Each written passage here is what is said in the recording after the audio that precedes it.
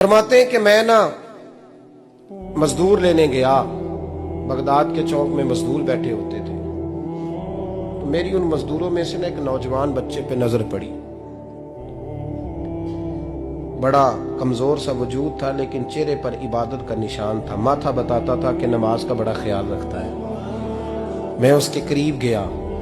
चेहरे भी बड़ा कुछ बताते हैं ना, चेहरों में भी बड़ी रानाई होती है। फरमाते मैं करीब गया, मैंने उसको कहा बेटे मजदूरी करोगे? तो कहने लगा मजदूरों में बैठा हूं तो हुजूर मजदूरी के लिए ही तो बैठा हूं। तो मैंने कहा कि चलो फिर। कहने लगा नहीं मेरी कुछ शर्तें।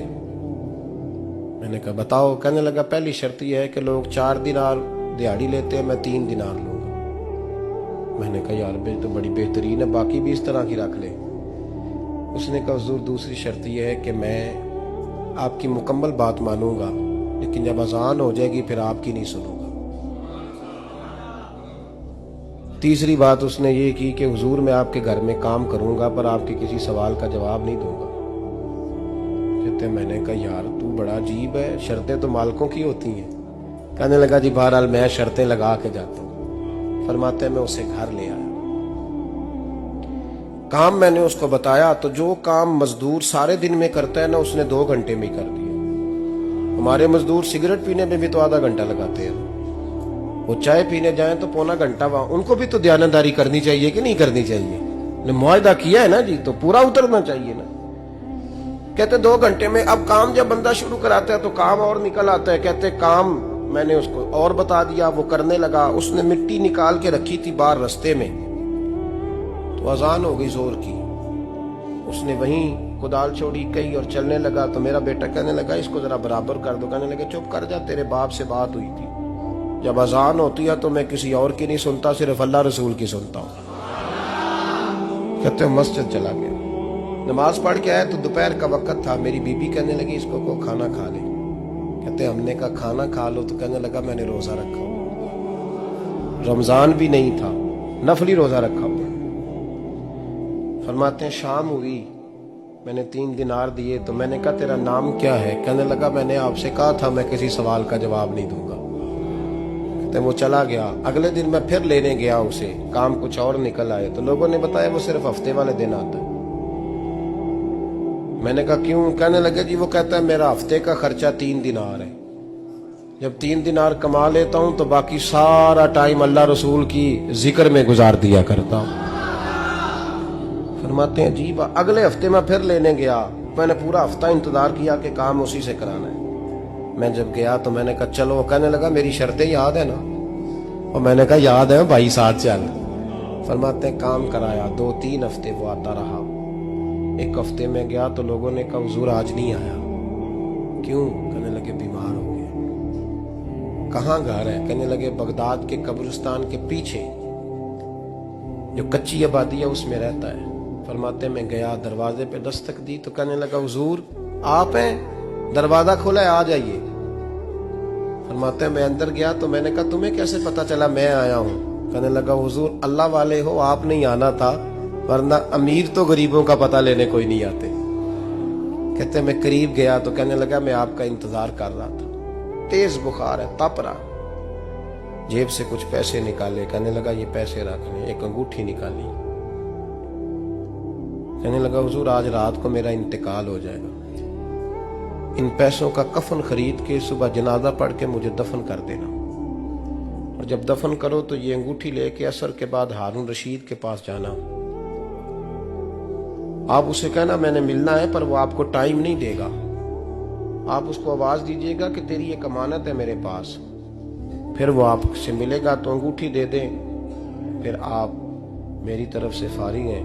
हजरत फरमाने लगे तेरा नाम? और कहने लगा हुजूर वक्त थोड़ा है,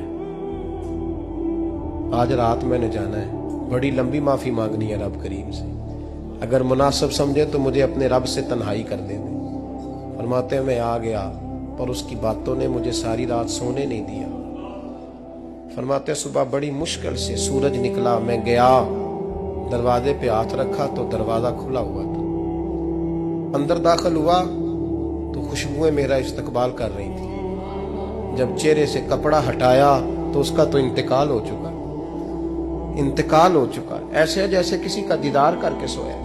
कहते मैं तो 2 आदमी ले गया था जनाजे पे, पर पता नहीं दुनिया किधर किधर से आई, कहां कहां से। अखां जदों मीटियां जमाना मैनू रोवेगा, अपना ते अपना बेगाना मैनू रोवेगा।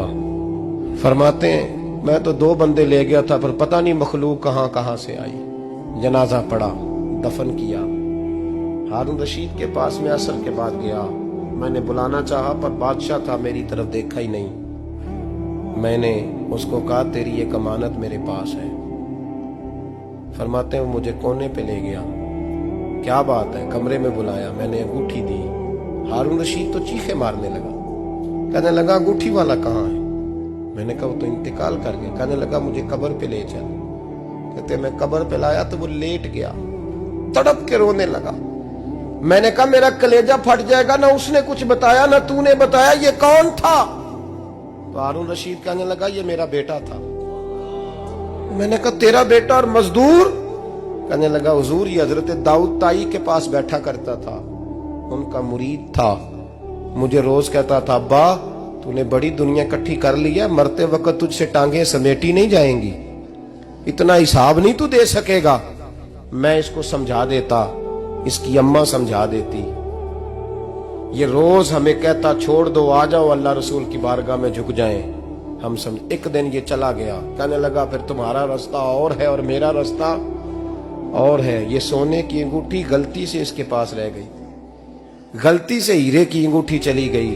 कहने लगा देखो मेरे बेटे ने आज वो भी वापस कर दी है। फिर तड़प के कहने लगा हारून रशीद था तो ये मेरा बेटा, पर मेरा मुर्शद निकला, मेरा पीर निकला। भाई जिंदगी तो बड़ी थोड़ी है ना। बाबा साहब ने कहा था उठ फरीदा सुत्या, और दाढ़ी आ गया पूर, अग्गा नेड़े आ गया, पिछा रह गया दूर। उठ फरीदा सुत्या खलकत वेखन जा, मते कोई मिल जाई बख्शिया ते तू ही बख्शिया जा। उठ फरीदा सुत्या झाड़ू दे मसीत, तू सुते रब जागदा, तेरी डाडे नाल परीत। मेरा रब हमें भी अपनी बारगाह में कबूल फरमा।